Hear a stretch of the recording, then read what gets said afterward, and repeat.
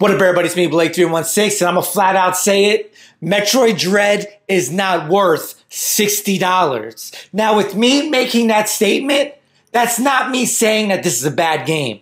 Don't get it confused because I say this game is not worth $60 it means I'm saying this is a bad game, because it's not. Me personally, I'm expecting this game to be my game of the year. I'm expecting this to be the best game I played all year. This is my most highly anticipated game. Now that I've been playing it, I can still say that this is not a $60 game. That doesn't change my thoughts and opinions.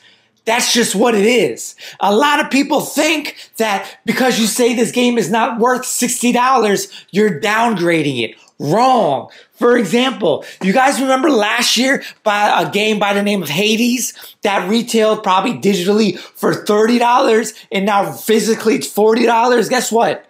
This was nominated Game of the Year and this game was only $30. Get the point? That a price tag for the game does not determine if it's good or not. Now I take this game and I compare it to a game like Metroid Dread, from art style to gameplay. It's pretty similar. I could take another game, $40, like Chris Tales. $40 game. Not much different than the experience you get with Metroid Dread. Another game, R-Type, Final 2. Guess what? Another $40 game. These games have a lot in common with Metroid Dread, from graphics to overall gaming experience, right? Now, I'm not saying that this game should be $40 because it's a 2D game, excuse me. But what I am saying is, where's the money going? This is the typical, quote unquote, this is what Nintendo does, or the Nintendo tax, so it's a $60 game. If this game was released on any other console, like the ones I just showed you, whether it be PlayStation or Xbox, this would be a $40 game. If this was released on Xbox, this would be a day one Game Pass release. Like, let's just state the facts. But now that I'm saying that, I'm not trying to take anything away from the game. It's just not a $60 game. You know, honestly, if you're really playing this game, it's a really pretty Nintendo 3DS game. And you know how much Nintendo 3DS games go for? $35, $40.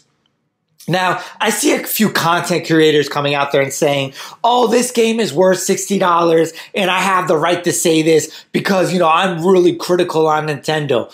Bullshit. Some of your channels, these content creator channels are legitimately built off Nintendo. And I'm kind of curious to see where their channel goes once the Nintendo Switch is no longer relevant. Like, what are you going to do?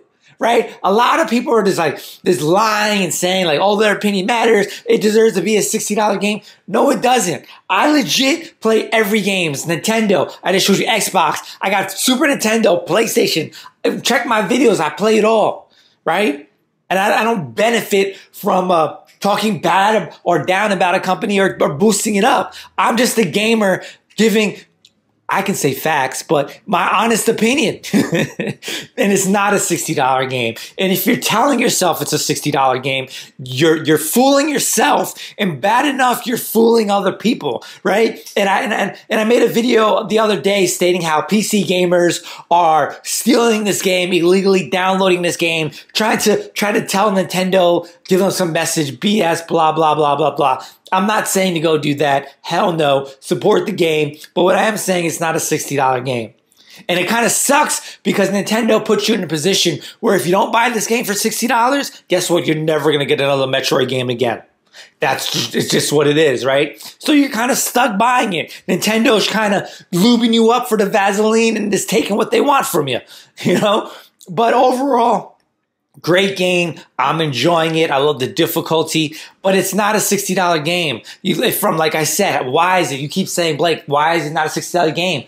It doesn't play like a $60 game. Controls are nothing crazy. Graphics are nothing crazy. The map is nothing crazy. I was watching a streamer by the name of Pete Dorr, and he said it perfectly.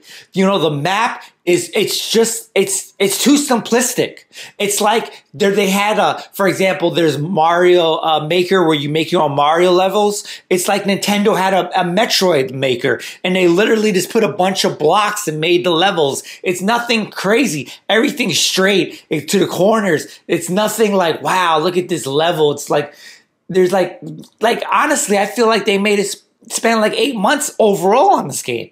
Really? Like, that's why I'm saying this doesn't feel like an $80 game. Excuse me, a $60 game. It just doesn't.